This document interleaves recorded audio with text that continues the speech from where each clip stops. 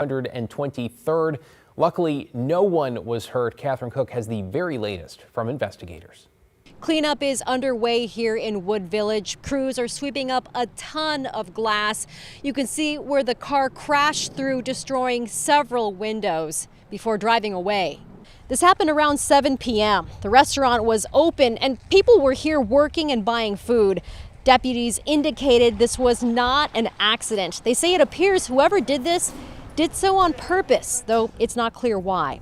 The driver then backed out and took off, but left behind a bumper. Again, no one was hurt, and authorities say there was no real structural damage to the restaurant, but obviously it had to close, disappointing a lot of would-be customers.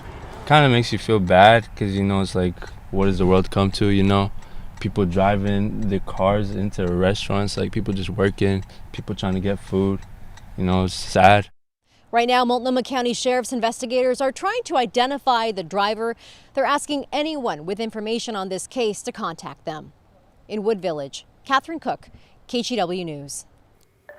New tonight, just released body cam video from Portland police sheds some light on some dangerous circumstances in Northeast Portland. A naked man apparently running around a busy neighborhood and with a gun. Alma McCarty just combed through the video, which ends with an arrest. Alma? Yeah, David, Portland police hit the man with a squad car at one point and got him to drop his gun, but he kept running. A warning, the video is difficult to watch at points, and we should note that some of it was edited by the Bureau before its release. Available to start. We got a naked guy running around. One caller, a couple callers, and he had a gun that is not loaded in his hand. On the night of November 5th, dispatchers fielded calls about a man without clothing running around with a handgun in the Lloyd district. Have you guys seen a naked guy running around? Portland police eventually spotted the man and heard a single gunshot. Oh, he just shot. Copy. Looking like it is a gun. I'm gonna hit him. Okay. Copy. A shot is fired. Non-emergency. Run him over, dude. Okay, make I go. Shot fired. I copy. Shot fired. Non-emergency out. Guns out of his hand. That action considered by the Bureau as a use of deadly force, though the suspect survived. As some officers searched for the gun, We're looking for it outside the Denny's right now. the suspect got up and took off. All right, he's going to be running southbound on Grand, approaching the Motel 6. Police in pursuit get out of their cars shouting commands. Hey, get on the ground! Get on the ground! Initially following those instructions, video then shows the suspect getting up and going into the building. Tase him! Tase him! Taser! Taser! Taser deployed! Taser deployed! Officers cuff the man, who knocks his head into the ground. Stop hitting your head. I'm sorry! I submit! Please, I cooperate! I know you are. Stop. Relax and breathe. Help's here. That man, later identified as 43-year-old Robert Hatley, admitted to taking meth. He was treated at the hospital, released, and booked into jail. Police found the gun in the front bumper of the police vehicle that hit him. Hatley faces unlawful use of a weapon and felon in possession of a firearm charges. The two officers involved were placed on administrative leave, and Portland police are still investigating. David? It is tough to watch. Alma McCarty in the newsroom. Thanks, Alma. Developing tonight, a new task force has been set up to try and put a stop to burglaries like these that have plagued local businesses. It'll bring together Multnomah County prosecutors, law enforcement, and business owners. Portland alone has experienced some 3,200 burglaries in the past year. The owner of Mercantile Portland, which is downtown, says they've been hit several times with the worst theft in 2020. Over a dozen people came into our store and took merchandise and destroyed things for a total cost of $815,000. We have bars on our windows now. We have bars on our door. We have a doorbell that our customers ring to get into the store. That's what it's come to in spots. The task force will meet regularly to coordinate on cases and to share investigative strategies. All right, this just into the KGW newsroom. Washington Governor Bob Ferguson has declared an emergency over a fuel leak that is preventing enough jet fuel from getting to Seattle-Tacoma International Airport. The leak on the Olympic pipeline in Everett was discovered last week, leading the pipeline to shut down. Ferguson is temporarily waiving restrictions on how jet fuel can be transported to make sure SEA has enough for its planes. Inbound aircraft have been notified to fuel to capacity before arriving. The governor says if the pipeline does not start back up by Saturday, airport operations would be, quote, significantly affected. Meanwhile, some are raising concerns tonight about how federal budget cuts could impact tsunami alerts up and down the West Coast. NOAA, that's the National Oceanic and Atmospheric Administration, recently canceled a $300,000 grant, one that provided real-time seismic data from the Alaska Earthquake Center. The center says it will stop providing those live feeds by the end of the month, which will reduce the amount of information flowing to the tsunami warning centers. Northwest leaders like Senator Maria Cantwell say any delay in tsunami alerts could put coastal communities at risk. Let's bring in Chief Meteorologist Matt Safino for more context here. So Matt, remind us how these tsunami alerts work. Well, you know, anytime we lose data like this, we're concerned about it, especially when it comes from a very data sparse region like the Gulf of Alaska and the Bering Sea. See all these red dots? These are the ones that are going to be decommissioned, if you will, that will no longer be funded. And these are in areas where there's not a lot of other data and where there are a lot of faults. In fact, most likely, the next time the Northwest or the West Coast gets hit with a big tsunami, statistically speaking, it comes from Alaska. So this is an area where you really do want to have some good data. And as Maria Cantwell said, Senator Cantwell said, every minute counts when you're talking about tsunami warning. So that's why we're concerned about this. I mean, will they be able to fix it with other technologies? Hopefully, yes, in the future. But right now, with less data online, that is a concern that these are going by the wayside. So it's something we'll have to monitor very carefully, especially in an earthquake-heavy region like the Gulf of Alaska and the Bering Sea up there. All right, we've got rain moving in right now. We'll talk more about this when it'll move out in a bit. David? All right, looking forward to that. Thanks, Matt. To get you caught up on tonight's other headlines now, half of the 200 Oregon National Guard members mobilized by President Trump last month are still in limbo after a new court ruling. The Ninth Circuit issued an order tonight allowing the federal government to keep control of the force. Northern Command had already downsized its call-up, sending 100 troops to Texas to demobilize, which could take about a week. No word on how long the Pentagon plans to keep the other 100 ready to go. A judge has permanently blocked the president from deploying them to the ICE building, with the Ninth Circuit set to hear an appeal sometime next year. A warrant has been issued for a Portland mother after police say they found one of her children in what they call deplorable conditions. Authorities were called to do a welfare check at the home, they say, and found feces smeared on the walls, rotten food, and locks on the refrigerator. Police say the woman's 11-year-old son, who's autistic and nonverbal, was alone and unclothed on the couch. It is not clear where the woman's other child, a 9-year-old, was at the time. The mom, 32-year-old Ruby Gadina Velador, was supposed to appear in court today, but did not show up. To an update in Gresham, where police have found the puppy they say was stolen during a robbery Monday night. The owner of the 9-month-old German Shepherd mix, Shayla, says 4 people attacked him and took the dog. While police say the dog is safe, they're not releasing any other details about how she was found and say this case is still under investigation. And a Portland man pleaded guilty today to arson at the South Waterfront ICE building. Federal prosecutors say Trenton Barker and others built a barricade in June in front of that facility's gate, then lit a flare and threw it onto the pile. Barker faces up to 20 years in prison and is scheduled to be sentenced in March. In Washington, D.C. tonight, President Trump has signed the bill that compels the Justice Department to release all unclassified documents on late sex offender Jeffrey Epstein. Now that the act is law, the DOJ has 30 days to make the files public, though some that deal with open investigations could potentially be held back. AG Pam Bondi saying she wants maximum transparency without specifying exactly what that means.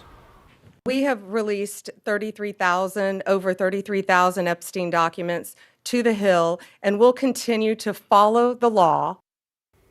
President Trump, who opposed the release until this week, has not been accused of any wrongdoing related to Epstein.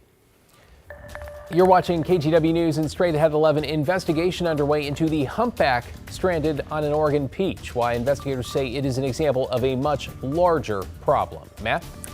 All right, well, the clouds rolled on in today. We had a bit of sunshine earlier, right? But that is no longer the case. Doppler radar lit up in green as the rain has rolled on in. I'll let you know when it will move on out.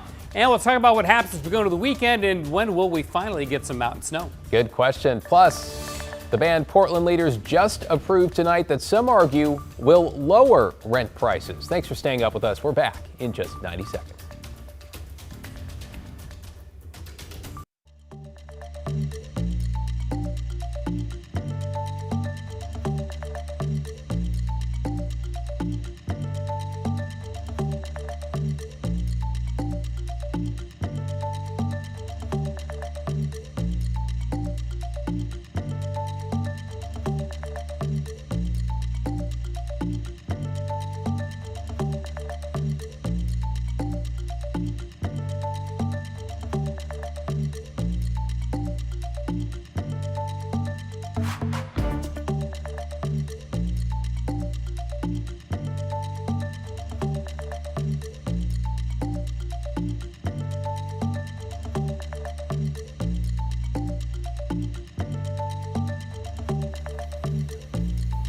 Thank you. Appreciate it.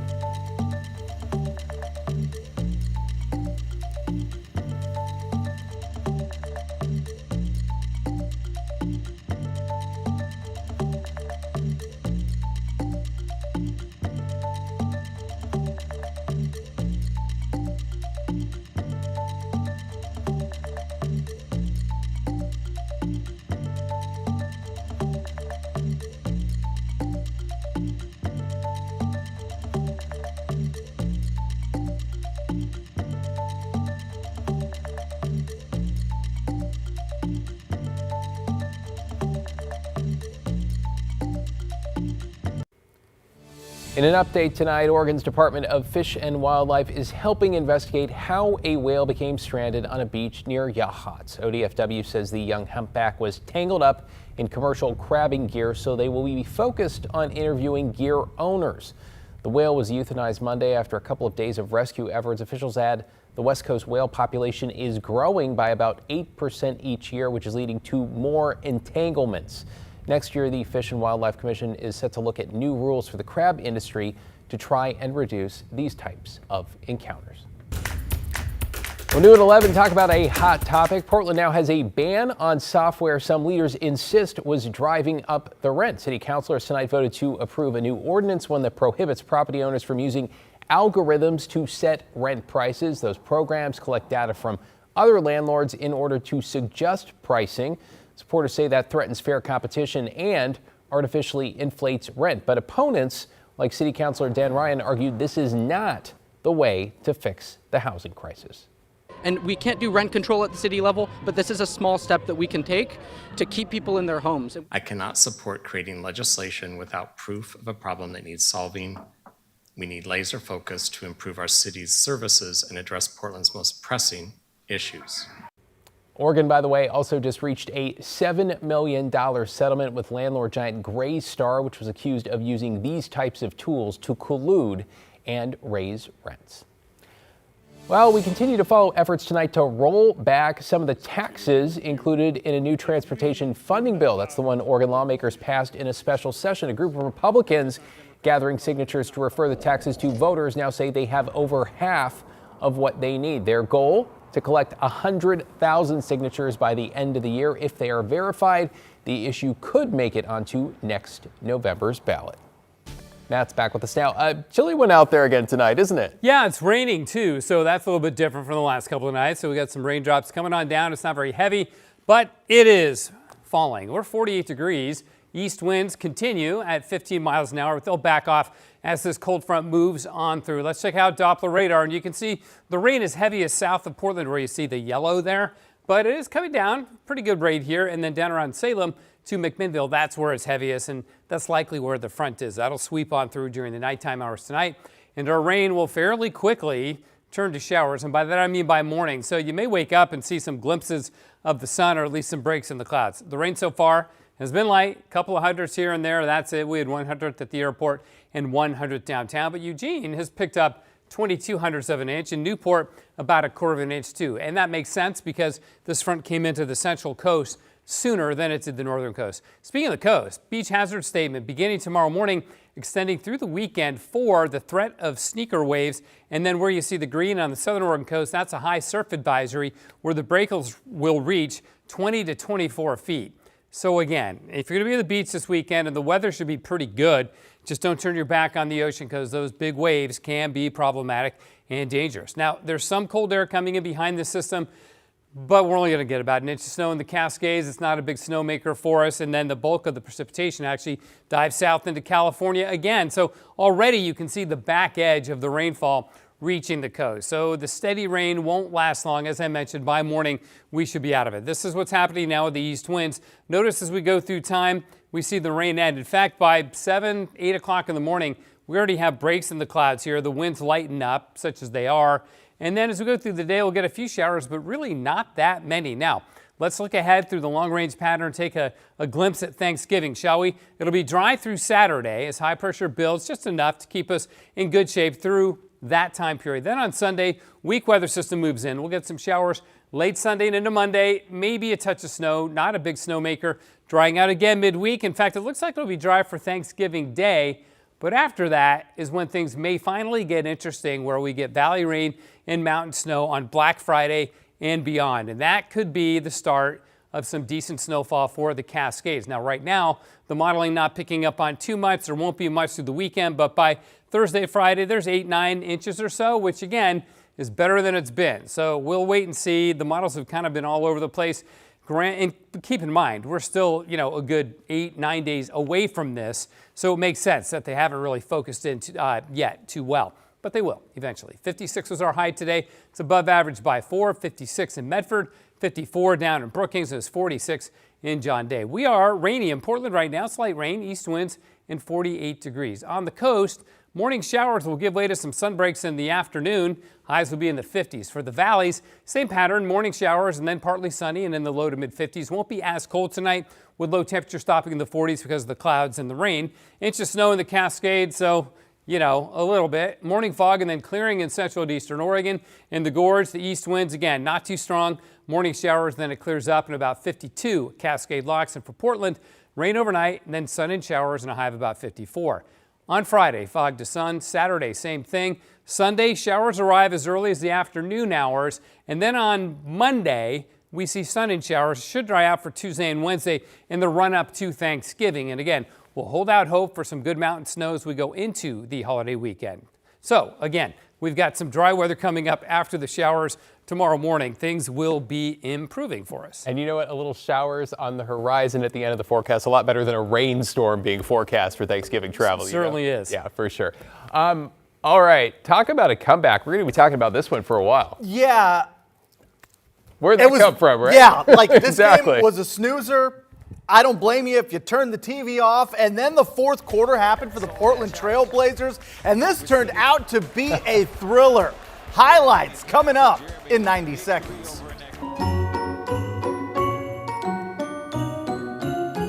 But first, with just 8 days until Thanksgiving, we need your help filling up the KGW toy box as our great toy drive continues. You have lots of options. You can pick out a toy from our wish list or visit kgw.com/toy and click donate cash. Here's a bonus. All this week, internet provider Ziply Fiber will donate a portion of all new installs up to $5,000. Shout out to Jessica and Kevin there. We appreciate your help. You can also drop off a new unwrapped toy at any IQ Credit Union, local Toyota dealership, or Fred Meyer. I'll be at the Hollywood location this Saturday from 11 to 1. Thanks in advance for your generosity.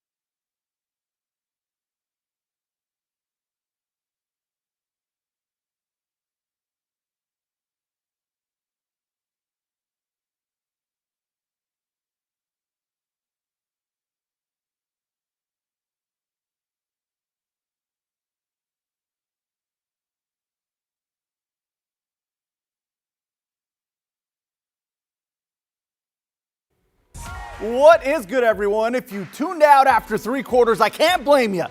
But it turned out to be a wild night in Rip City. The shorthanded Blazers hosting the Bulls, second night on a back-to-back, and it had back-to-back blowouts written all over it. 7 players on the injury report, down 21 in the 4th quarter, and then the Blazers snapped. Jeremy Grant, under the weather, leading the way with 33, part of a 19-2 run. Denny Avdia messed around and had a triple-double. 32, 11, and 11, Moda Center rocking. Donovan Clingan playing like Kling Kong. He was everywhere. Career-high 21 rebounds to go along with 17 points. Blazers take the lead. Incredible comeback, so we go to the finish. Portland up 2. But they leave the best shooter on the floor open, Nikola Vucevic, at the buzzer. Bulls win. Heartbreaking loss in Rip City, 122-121, second buzzer-beating loss of the season.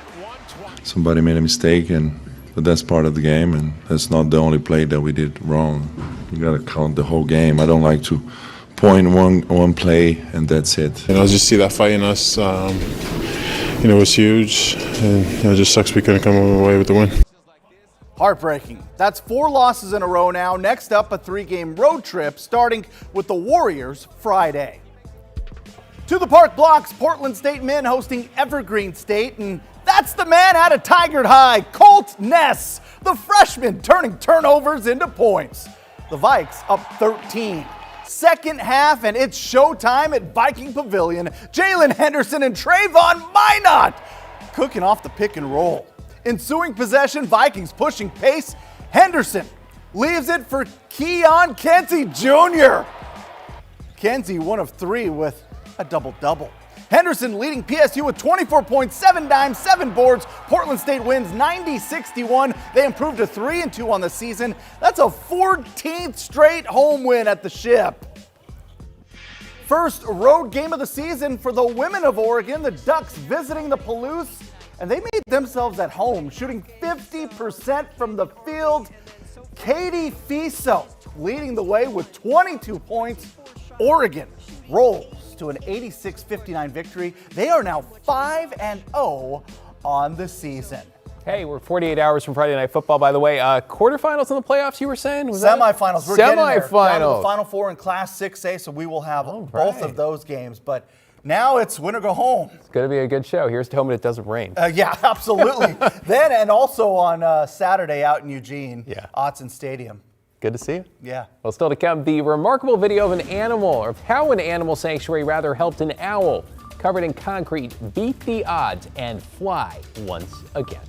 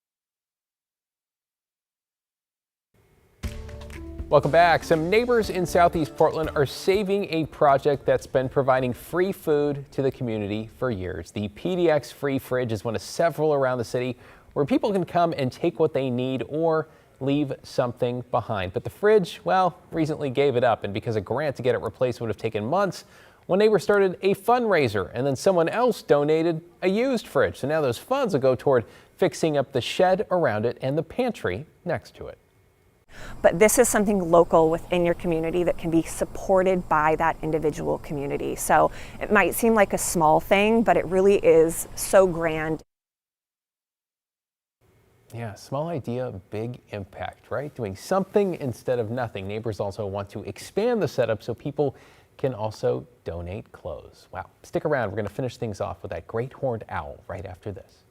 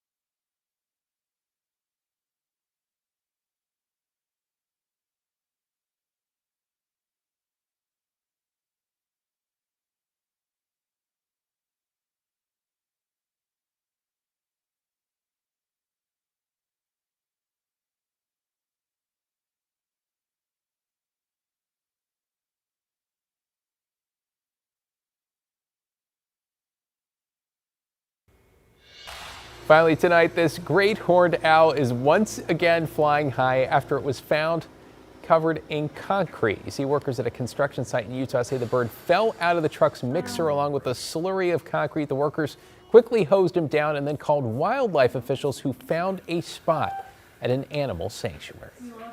We initially started by taking hemostats and forceps and crushing the bigger pieces of concrete very gently, and then using our fingertips to crumble away the smaller pieces.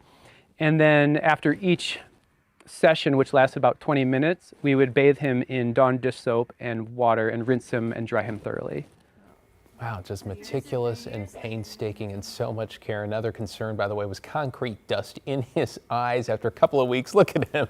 The bird, who turns out is a juvenile, was able to fly again. He's going to stay at the sanctuary until sometime next spring with the goal to release him back into the wild. He's It's become very wise in a very short amount of time, right? Before we go, take a look at our 7-day here. That's looking pretty wise too, right? We've got some beautiful sunshiny days coming out over the weekend, the rain coming back in on Sunday, and then kind of the balls up in the air when we get to the day before the big travel day of the year, right? That Wednesday before Thanksgiving. We'll see how that shapes up in your 7-day tomorrow. Thanks for watching, everybody, and thanks for staying up late. Good night.